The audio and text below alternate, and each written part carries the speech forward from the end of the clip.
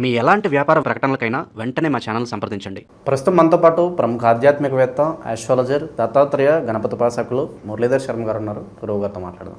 నమస్కారం గురుగారు. మహాదేవ శ్రీమాత్రే నమః.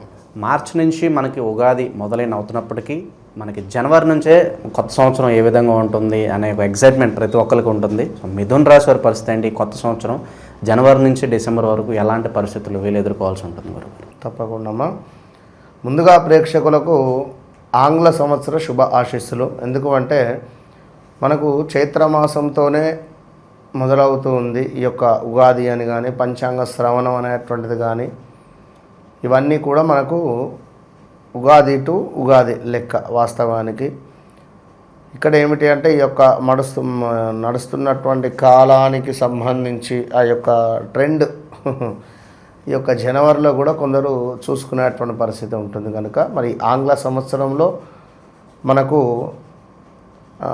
అంటే మార్చ్ తర్వాత ఈ ఏప్రిల్ 19 లైక్ ఆ విధంగా ఉంది. దీనికి ఏంటి అంటే పరాభవ సంవత్సరము. మొన్నటి వరకు మనకు ఏమిటి విశ్వావసనామ సంవత్సరం ఉంది. ఇప్పుడు పరాభవనామ సంవత్సరము. ఈ పరాభవనామ సంవత్సరంలో ఎవరైతే ఈ 2026లో ముఖ్యంగా 8వ తారీఖు, 17వ తారీఖు, 26వ తారీఖు ఈ తారీఖులలో జన్మించినటువంటి వారు జాగ్రత్త. అదేవిధంగా అష్టమి తిథి రోజు జన్మించినటువంటి వారు కూడా కొంత నెగిటివ్ ఇంపాక్ట్ అనేటువంటిది ఉంటుంది వీరికి. సో చాలా అంటే చాలా చాలా జాగ్రత్తగా ఉండాలి వీరు. ఏ పని చేయాలి అనుకున్నా కూడా 1-2 సార్లు వీరి యొక్క జన్మ నామము రిలేటెడ్ ఉండేటువంటి జన్మ నక్షత్రము, వీరి లగ్నాన్ని బేస్ చేసుకొని ఏ పని వెళితే బాగుంటుందో చూసుకొని వీరు వెళితే మంచిది. అయితే మిథున రాశి వారికి గత 3-4 సంవత్సరాల నుండి కూడా చెప్పుకునే అటువంటి ఆనందకరమైనటువంటి సందర్భాలు ఏం లేవు. ఇంట్లో పిల్లలు చెప్పిన మాట వినకుండా వివాహం చేసుకోవడం, లవ్ మ్యారేజ్ కానీ ఇలాంటివి, అదేవిధంగా కులాంతర వివాహాలు జరిగిన దాఖలాలు కావచ్చును, లేదా మిథున రాశి జాతకులకు డబ్బు పరమైనటువంటి ఇబ్బందులు అధికంగా రావడం కావచ్చును. అదేవిధంగా మిథున రాశి జాతకులకు ఆరోగ్య సమస్యలు వారి ఇంట్లో వారి భార్యకు కానీ భర్తకు కానీ రావడము, అది ఫేస్ చేయడము ఇలాంటివి అధికంగా ఉన్నవి. ఇక 2026 2వ అధ్యాయం నుండి సుమారుగా జూలై, ఆగస్టు, సెప్టెంబర్ నుండి వీరికి అద్భుతమైనటువంటి రాజయోగం పట్టబోతూ ఉన్నది. మొదటి 6 నెలలు కూడా కొంత ఇబ్బందికరమైనటువంటి సంఘటనలే, పెద్దగా ఏమి లేవు. కనుక ఎవరైతే మిథున రాశి వారు ఉన్నారో వీరికి రావాల్సినటువంటి ధనం రావడం కావచ్చును.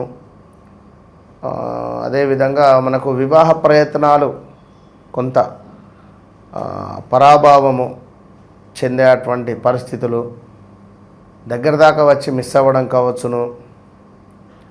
రావలసిన డబ్బు రాకపోగా కొన్ని మాటలతో గొడవలు ఏర్పడేటువంటి పరిస్థితులు, గుండె సంబంధిత వ్యాధులు కానీ, చెస్ట్ రిలేటెడ్ ఇబ్బందులు కానీ, బ్రెయిన్ రిలేటెడ్ స్ట్రోక్ కానీ, మనకు నరాల సంబంధిత ఇబ్బందులు కొన్ని కనబడుతున్నాయి. సో చాలా జాగ్రత్తగా ఉండాలి. సంతానం కాని వారికి మొదటి అధ్యాయంలో సంతాన యోగం ఉన్నది. అదేవిధంగా వివాహం కాని వారికి మొదటి అధ్యాయంలో అంటే జనవరి, ఫిబ్రవరి, మార్చి, ఏప్రిల్ ఈ 4 నెలల్లో గట్టిగా ప్రయత్నం చేయండి. ఇంకా ఉద్యోగ ప్రయత్నాలు తప్పకుండా మనకు ఆగస్టు తర్వాత కొంత ఉద్యోగానికి సంబంధించినటువంటి వారు ఈ ఉద్యోగం ఏంది అసలు చేయడము, నా బిజినెస్ నేను చేసుకుంటా, ఏదైనా కొత్త బిజినెస్లోకి వెళతా, అసలు ఈ ఉద్యోగం చేస్తే నేను ఎప్పుడు బాగుపడతాను, ఆ నిర్ణయం తీసుకున్నప్పుడు మరి అది సరైనది అనుకోవచ్చు. అదే చెప్తున్నా. మరి ఈ బిజినెస్ రిలేటెడ్ మనం వెళ్తే ఎటు వెళ్ళాలి? అప్పుడు మీ వ్యవహారిక నామమా, జన్మనామమా, మీ డేట్ ఆఫ్ బర్త్, పుట్టిన సమయము, లేదా మీరు ఏ రోజునాడు పుట్టారు, ఏ తిథి నాడు పుట్టారు, మీకు ఏది మైనస్, ఇలాంటివి మనం చూసుకొని ముందుకు వెళితే బాగుంటుంది. ఎవరైతే మిథున రాశి వారు ఉన్నారో, మిథున లగ్నం, మిథున రాశి, వీరు ఫైనాన్స్ రిలేటెడ్ అద్భుతం, డబ్బు రిలేటెడ్, చిట్టీల రిలేటెడ్, మనకు ఇంకా చూసుకున్నట్టయితే ఈ యొక్క ఆన్లైన్లో ట్రేడింగ్ రిలేటెడ్, కెమెరా రిలేటెడ్, విలేకరి, లైక్ మనకు వార్త అంటే ఇదొకటి, మళ్ళీ బ్రోకరేజ్డ్, ఇటు అటు అటు ఇటు కొన్ని ల్యాండ్స్ కానీ లేదా ఇల్లులు కానీ, ఇలాంటి మధ్యవర్తిత్వము, ఎవరైనా ఒక గవర్నమెంట్ వ్యక్తి వద్ద వీరు ఉన్నట్టయితే సూపర్గా ఉంటుంది. అంటే ఇట్లా ఈ విధమైనటువంటి సందర్భాలు, ఈ విధమైనటువంటి పరిస్థితులలో వీరు ఇంకా చాలా ఉంటాయి. ఇప్పుడు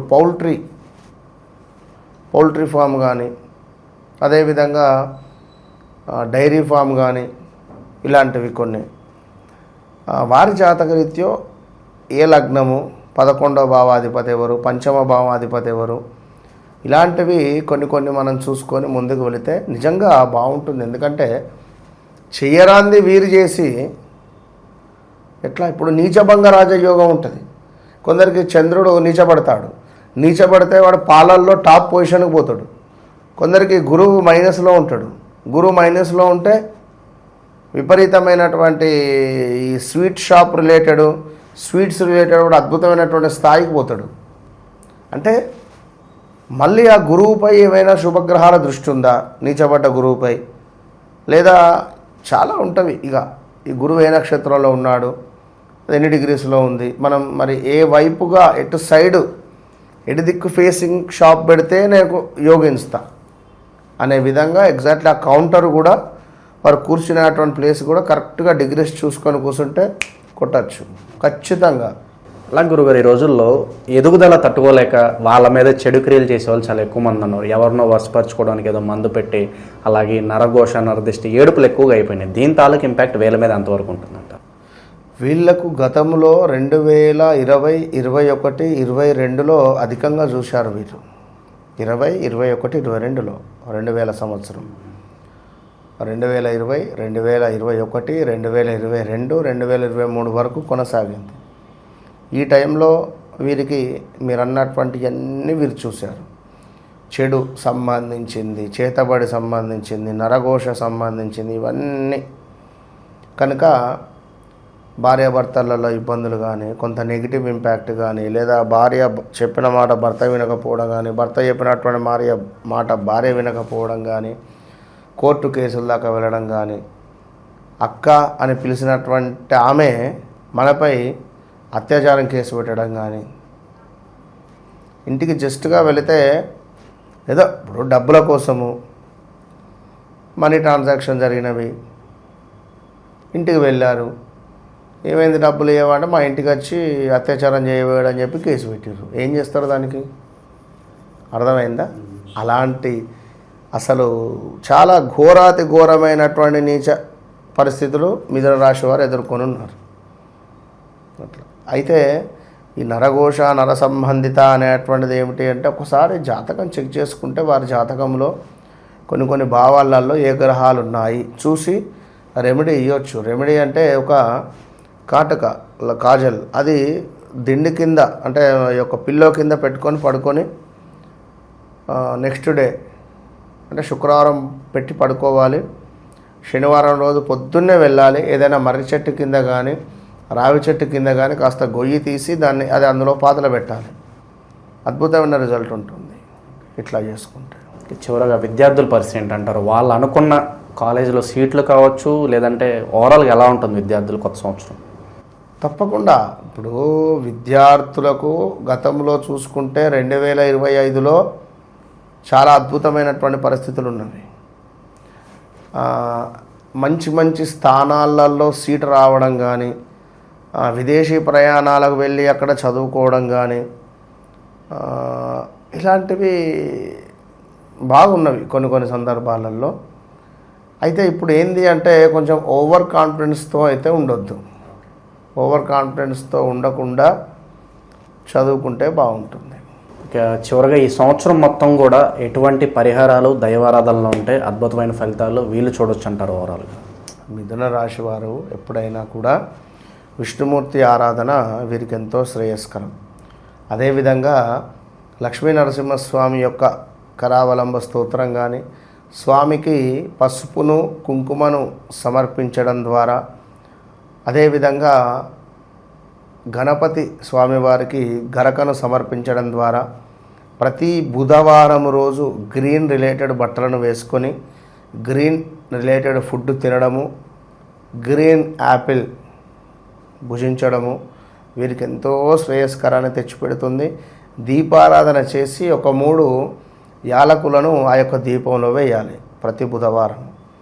మంచి ఫలితం ఉంటుంది. అది ప్రతి బుధవారం ఉదయం 5:30 నుండి 6:30 లోపు దీపారాధన చేసి 3 యాలకులు అందులో వేసి చక్కగా విష్ణు సహస్రనామాలు విన్నా, విష్ణు సహస్రనామాలు చదివినా బాగుంటుంది.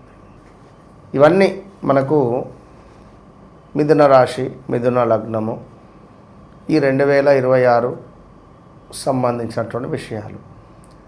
మరి 2025లో కూడా విశ్వావసనామ సంవత్సరానికి సంబంధించినవి చెప్పాం. 100లో ఒక 65% నిజమయ్యాయి.